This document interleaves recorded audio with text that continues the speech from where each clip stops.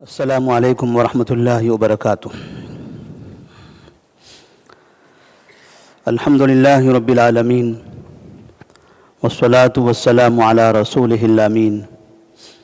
وعلی آلہ وصحبہ اجمعین ومن تبعہم بإحسان الی یوم الدین، اما بعد۔ نبی کریم صلی اللہ علیہ وسلم کی سیرت کے اس سلسلے دروس میں آج کے درس کا عنوان ہوگا حبشہ کے مہاجرین کی خیبر میں آمد۔ نبی کریم صلی اللہ علیہ وسلم نے جس وقت حدیبیہ کے مقام پر کفار مکہ سے جنگ بندی کی صلح کر لی تھی کہ اب 10 سال تک کے ہمارے درمیان کوئی جنگ نہیں ہوگی، تو اس صلح کی بنا پر مسلمان مکہ، مدینہ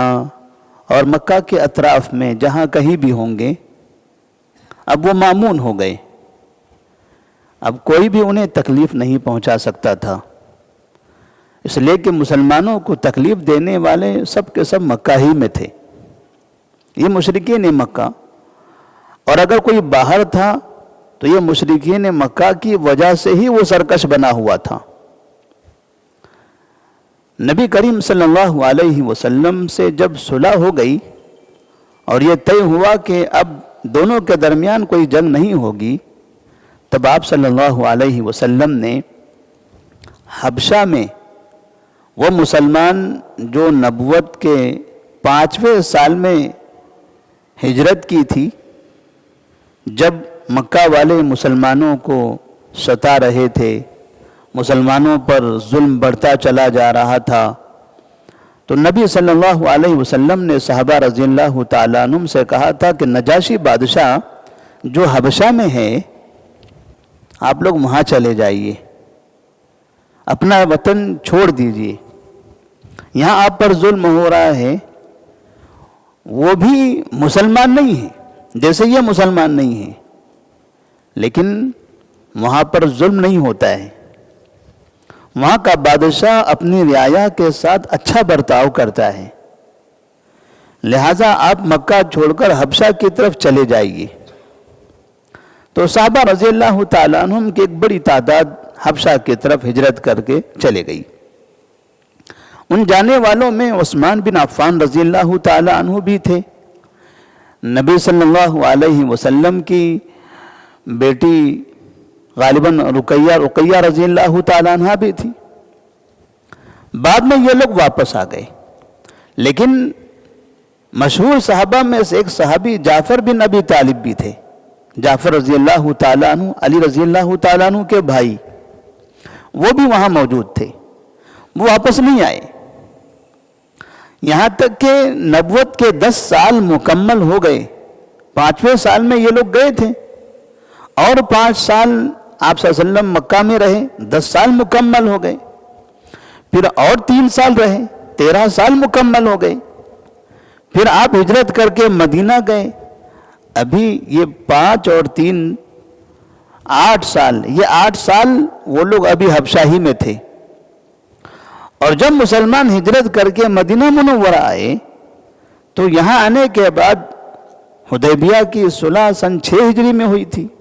تو یہ 6 سال ابھی بھی وہ لوگ وہیں پر تھے۔ تو اس طرح سے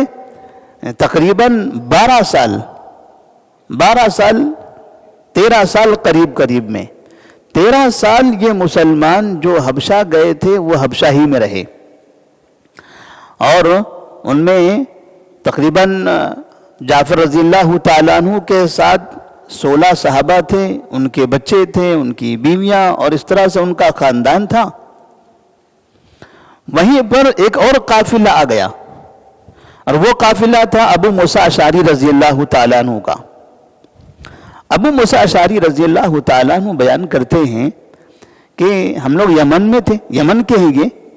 وہ کہتے ہیں ہم لوگ یمن میں تھے کہ ہم کو اطلاع ملی کہ مکہ میں ایک نبی ہے، ایک شخص ہے جس نے نبوت کا دعویٰ کیا ہے، تو چلتے ہیں، جا کر ان سے ملاقات کرتے ہیں اور ان کی نبوت پر ایمان لے آتے ہیں۔ لہذا ابو موسیٰ اشعری رضی اللہ تعالی عنہ اپنے دو بھائی ابو بردہ اور ابو رحم اور اسی طرح سے تقریباً اور ان کے قبیلے کے 50 ساتھیوں کو لے کر یمن سے مکہ کی طرف نکلے۔ جب آپ صلی اللہ علیہ وسلم مکہ میں تھے اس وقت کی بات ہے۔ کہتے ہیں کہ ہم کشتی سے سفر کر رہے تھے، یمن کی طرف سے ساحل سے ہوتے ہوئے آ رہے تھے کہ راستے میں کشتی راستہ بھٹک جاتی ہے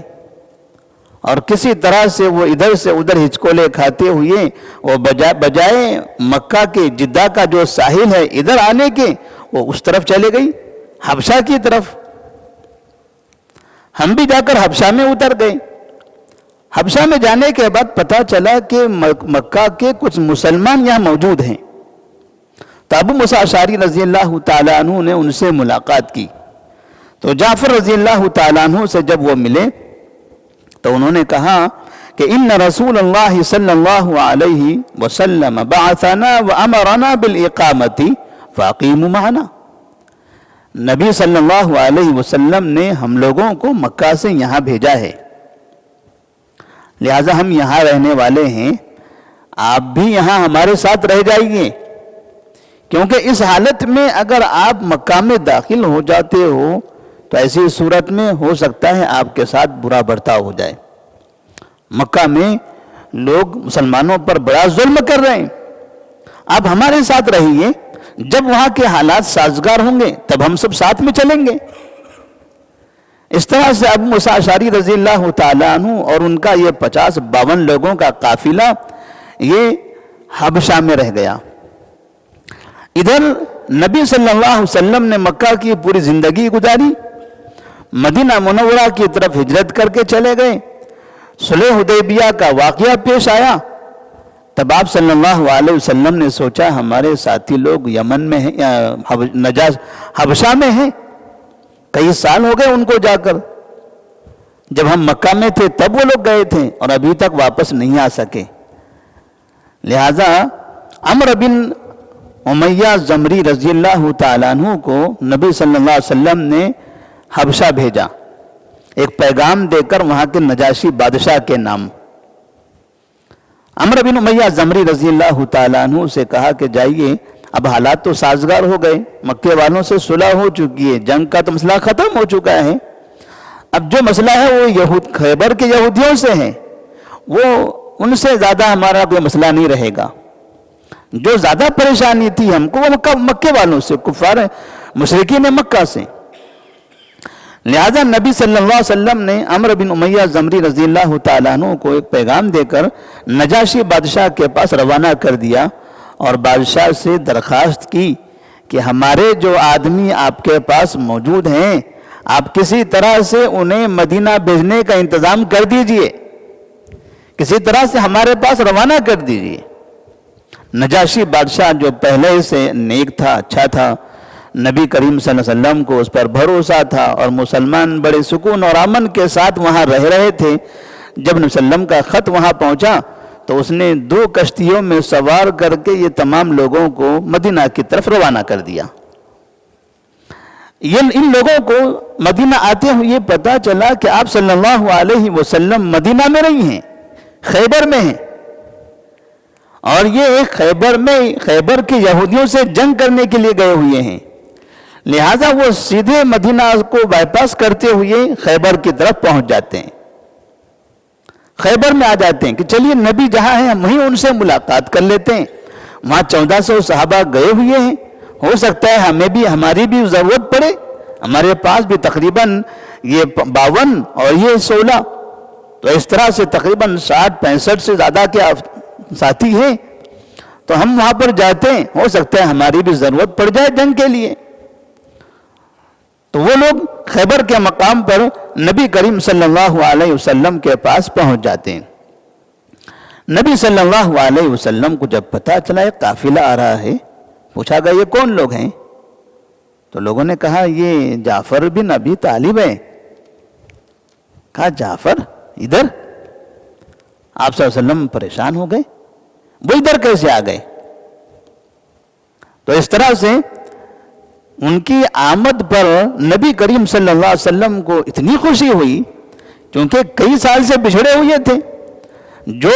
ہجرت کر کے آپ کے ساتھ مدینہ آ گئے تھے تو ان کی ساری چیزیں تو آپ کی نظروں میں تھی، کون کس حالت میں ہے، یہ ایک نئی جگہ پر تھی، اور نئی جگہ پر یہ کیسے ہیں، کیا کر رہے ہیں، کیسے رہ رہے ہیں، اس کی تو کوئی اطلاع نہیں ہے۔ لہٰذا ایسے لوگوں سے جب آپ کی پہلی ملاقات ہوئی، آپ صلی اللہ علیہ وسلم ان کی آمد پر بڑے خوش ہوئے، اور جعفر رضی اللہ تعالیٰ عنہ سے گلے مل کر آپ نے ان کو بوسہ دیا اور کہنے لگے واللہ ما ادری بأیہما افرح بفتح خیبر ام بقدوم جعفر، قسم اللہ کی مجھے یہ نہیں سمجھ میں آ رہا ہے کہ میں کس چیز کی خوشی مناؤں، خیبر کے فتح ہونے کی خوشی مناؤں یا جعفر کی آمد کی خوشی مناؤں۔ مطلب یہ ہوا کہ جس طرح سے خیبر کی فتح میں آپ کو خوشی ہو رہی تھی، ایسے ہی جعفر رضی اللہ تعالیٰ عنہ کی آمد پر اور ایک بڑی تعداد میں صحابہ کی مکمل حفاظت کے ساتھ یہاں پہنچنے پر آپ صلی اللہ علیہ وسلم کو خوشی ہوئی۔ اور جہاں آپ نے اس طرح سے خوشی کا اظہار کیا، وہیں آپ نے اس بات کا بھی خیال کیا کہ یہ لوگ تو وہاں سے چاہتے تو مدینہ میں رک سکتے تھے، لیکن یہ سیدھے خیبر کی طرف آئے ہیں۔ مقصد یہ تھا کہ اگر خیبر میں بھی ہمیں جنگ کرنے کی ضرورت پڑے یہودیوں کے مقابلے میں تو ہم جنگ کریں گے، دین کی حفاظت کے لیے، نبی کی حفاظت کے لیے، اسلام کے بلندی کے لیے اگر ہماری ضرورت پڑ جائے تو ہم قربانی دینے کے لیے تیار ہیں۔ لہذا یہ لوگ اسی نیت سے یہاں پہنچے تھے، تو آپ صلی اللہ علیہ وسلم نے خاص طور پر ان کے لیے وہ رعایت فرمائی کہ جیسے آپ نے 1400 صحابہ کے لیے وہاں کچھ جو حصے متعین کیے تھے، ایسا ہی کچھ حصے ان کے لیے بھی متعین کر دیے، اور خیبر کی فتح میں مال غنیمت جو ملا تھا اس میں ان کو بھی حصے دار بنا دیا۔ تو نبی کریم صلی اللہ علیہ وسلم صحابہ رضی اللہ تعالیٰ عنہ کی اتنی بڑی جماعت جب آپ کے پاس پہنچتی ہے تو آپ صلی اللہ علیہ وسلم کو خوشی محسوس ہوتی ہے، کیونکہ انہوں نے ہجرت کی تھی دین کی حفاظت کے لیے، کافروں کے ظلم سے اپنے آپ کو بچاتے ہوئے ایک نئی جگہ پر جا کے انہوں نے قیام کیا تھا، اور وہ بھی نبی کے حکم سے۔ ایسا نہیں کہ مکہ چھوڑ کر بھاگ گئے تھے، بلکہ وہاں جانے کا حکم نبی نے دیا تھا۔ تو جب نبی صلی اللہ علیہ وسلم کسی چیز کا حکم دے دیں تو پھر وہ کام کار خیر ہو جاتا ہے، وہ کار خیر ہوگا، وہ نیک عمل ہوگا، وہ نبی کی فرما برداری، نبی کی اطاعت والا کام ہو جائے گا۔ اور جب نبی صلی اللہ علیہ وسلم نے ان کو وہاں سے مدینہ لانے کی بات کہی، عمرو بن امیہ ضمری رضی اللہ تعالیٰ عنہ کو بھیجا، اس کا مطلب ان کا وہاں سے یہاں آنا بھی نبی کے حکم سے تھا۔ تو اس طرح نبی کریم صلی اللہ علیہ وسلم کو یہ سمجھ میں آتا ہے کہ ان لوگوں کی بڑی فکر رہا کرتی تھی، لیکن حدیبیہ کے صلح تک کہ آپ نے ان لوگوں کو بلایا نہیں، کیونکہ یہاں کے حالات ابھی برابر نہیں، سازگار نہیں تھے، اور پھر وہ کیسے آئیں گے؟ وہاں سے آنے میں کہیں یہ مکہ کے جو لوگ ہمیشہ مدینہ کے اطراف مدینہ کو گھیرے ہوئے رہتے ہیں، راستے میں جہاں کہیں موقع پاتے ہیں مسلمانوں پر حملہ کرنے لگتے ہیں، اگر یہ لوگ وہاں سے نکل پڑے اور راستے میں ان لوگوں کا آمنا سامنا ہو جائے تو یہ حملہ کر بیٹھیں گے، اس لیے نبی صلی اللہ علیہ وسلم نے ان کی حفاظت کے لیے ان کو پہلے نہیں بلایا۔ تو اس طرح سے آپ صلی اللہ علیہ وسلم کی صحابہ کی آمد پر خوشی اور یہ خیبر کے فتح کی خوشی، اب یہاں سے گویا کہ نبی صلی اللہ علیہ وسلم کی زندگی میں، صحابہ رضی اللہ تعالیٰ عنہ کی زندگی میں اور مدینہ منورہ کے لیے ایک خوشیوں کا سلسلہ شروع ہوا۔ جو جنگیں، پریشانیاں، ہمیشہ دشمنوں کے حملے، ان کی طرف سے قاتلانہ حملے، مال لوٹنا اور جانوروں پر حملے کرنا، ہمیشہ بائیکاٹ کرنا، دھوکہ دینا، یہ جو سلسلہ چلا آ رہا تھا، یہ خیبر کی فتح سے اب یہ سارے سلسلے ختم ہو گئے۔ تو اللہ تبارک و تعالیٰ نے پھر اب یہاں سے آپ کی زندگی کو بدل دیا۔ فَإِنَّ مَعَ الْعُسْرِ يُسْرًا إِنَّ مَعَ الْعُسْرِ يُسْرًا، یعنی پہلے مصیبت آتی ہے، مشکل پریشانیاں آتی ہیں، لیکن اللہ تبارک و تعالیٰ پھر اس میں تبدیلی لاتا ہے۔ یعنی مسلمان کی زندگی، نبی کی 23 سالہ زندگی یہ سب کے لیے نمونہ ہے۔ وہی مسلمان اگر یہ سمجھے کہ ہماری زندگی میں اتنی پریشانیاں ہیں تو اسلام سے، دین سے، اللہ سے مایوس نہ ہو جائے، ورنہ 13 سال مکہ کے، 7 سال مدینہ کے، تقریباً 20 سال ہو رہے نبی کی زندگی میں، اور نبوت کے 23 سال زندگی ہے، 23 سال کی زندگی ہے، جن میں سے 20 سال میں صرف پریشانیاں ہیں، تو پھر اگر مایوسی ہوتی تو کیسے ہی آگے بڑھا جا سکتا تھا؟ تو جب 23 سال میں سے 20 سال کی زندگی میں آپ نے صبر کیا اور 30 سال اس کے بعد خوشحالی کی زندگی آئی، تو مسلمانوں کی اگر 60 سال میں سے 40 سال بھی اگر پریشانی نہیں گزرے تو بھی 20 سال میں اللہ تبارک و تعالیٰ سے دعا مانگے تو اللہ تبارک و تعالیٰ انہیں خوشحالی عطا فرمائے گا۔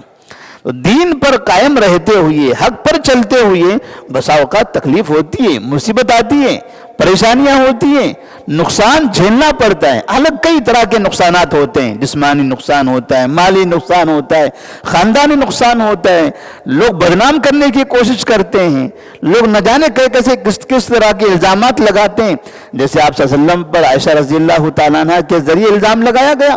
آپ کو رسوا کرنے کی کوشش بھی کی گئی، یعنی گھریلو اعتبار سے بھی آپ کو نقصان پہنچانے کی کوشش کی گئی، لیکن اللہ تبارک و تعالیٰ نے پھر ان تمام پریشانیوں سے نکالا اور آسانی کی زندگی پھر عطا فرمائی۔ اللہ سے دعا ہے کہ اللہ تبارک و تعالیٰ ہم تمام کو بھی